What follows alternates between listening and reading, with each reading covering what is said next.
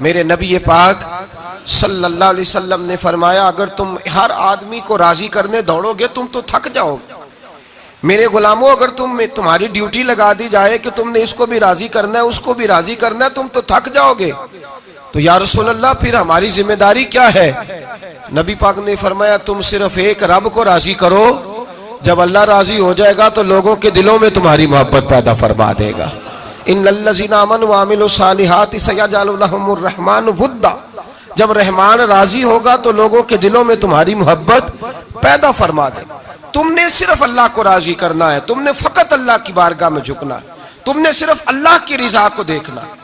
جب انسان کا یہ نظریہ یہ ذہن ہو جاتا ہے کہ صرف خالق کی بارگاہ میں جھکنا ہے, پھر کوئی دنیا دار اسے جھکا نہیں پاتا, کوئی بڑی بڑی دولت اسے مرعوب نہیں کر پاتی, پھر لوگوں کے اونچے اونچے محلات دے کر وہ پریشان نہیں ہوتا, پھر وہ تھوڑے بہت بھی انسان کی تھوڑی بہت بھی خواہشات وہ کچل دیتا ہے. حرام کے آگے نہیں جھکتا, ظلم کے آگے نہیں جھکتا, جبر کے آگے نہیں جھکتا. جو اللہ تبارک و تعالیٰ کی بارگاہ میں جھکنا جان جاتا ہے پھر وہ سب جگہ سے بچ جاتا ہے.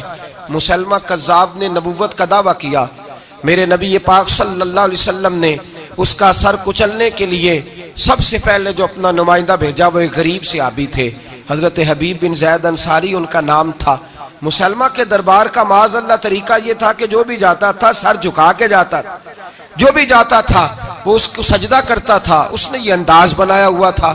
حضرت حبیب بن زید انصاری رضی اللہ تعالیٰ عنہ جب پہنچے ہاتھ میں نیزہ پکڑا ہوا ہے, اور جب اس کے دربار میں پہنچے تو نیزہ گاڑا. آپ فرماتے میں نے زندگی میں کبھی اپنا سر اتنا اونچا نہیں کیا جتنا اللہ رسول کے اس دشمن کے سامنے جا کے میں نے اپنا سر اونچا کر لیا. کہتے سر اونچا کیا, اونچا کر لیا. تو مجھے کہنے لگا تیرے اندر بڑی اکڑ ہے, تو جھکا ہی نہیں, تو آیا ہی نہیں, تو نے اپنا سر ہی نہیں جھکایا. تو حضرت حبیب بن زید انصاری کفر کے میدان میں کھڑے ہو کے توحید باری تعالیٰ کا نعرہ لگاتے ہیں. آپ فرمانے لگے میرے رسول نے میرا سر میرے رب کی بارگاہ میں جھکا دیا ہے, اور جو رب کی بارگاہ میں جھک جاتا ہے پھر اللہ اسے ہر جگہ عزت عطا فرما دیتا ہے. اب میرا سر کسی اور جگہ جھک ہی نہیں سکتا, اس کو تربیت ہی نہیں رہی, اب اس کا مزاج ہی نہیں رہا, یہ جھکے گا ہی نہیں, صرف اللہ کی بارگاہ میں جھکے گا. میرے بھائی یہ جو لوگ جھکے ہوئے ہیں, یہ جو معاذ اللہ امت کے بعض لیڈر جھکے ہوئے ہیں, یہ جو لوگ جھکے ہوئے ہیں کبھی عیسائی کے سامنے, کبھی یہودی کے سامنے, کبھی یورپ کے سامنے, کبھی انڈیا کے سامنے, کبھی کسی بدھ مت کے سامنے, یہ جو جھکے ہوئے ہیں صرف نقص یہ ہے, غلطی یہ ہے, نقص یہاں واقع ہوا ہے کہ رب کی بارگاہ میں جھکنا چھوڑ دیا ہے. میرے اور آپ کے رسول کا وعدہ ہے تم اللہ کی بارگاہ میں جھک جاؤ, رب کریم تمہیں ہر جھکا جھکنے سے بے نیاز فرما دے گا.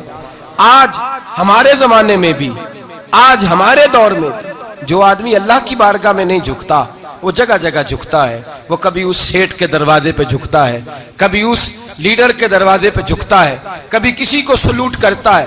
یہ اعلان تو کرتا ہے کہ میں بہت بڑا ہوں, میں کہیں جھکتا نہیں. لیکن میرے بھائی یاد رکھنا تجھے یہ سزا ملے گی, قدرت تجھے یہ سزا دے گی اگر تو رب کی بارگاہ میں نہیں جھکے گا, اگر تو اس وحدہ لا شریک کے حضور نہیں جھکے گا پھر تو جھکتا ہی رہے گا, تو جھکا ہی رہے گا.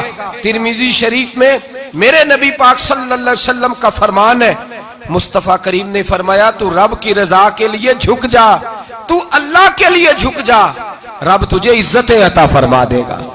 تو توحید کا پہلا سبق یہ ہے کہ اللہ کے سامنے جھکنا ہے, کسی اور کے سامنے. معین الملت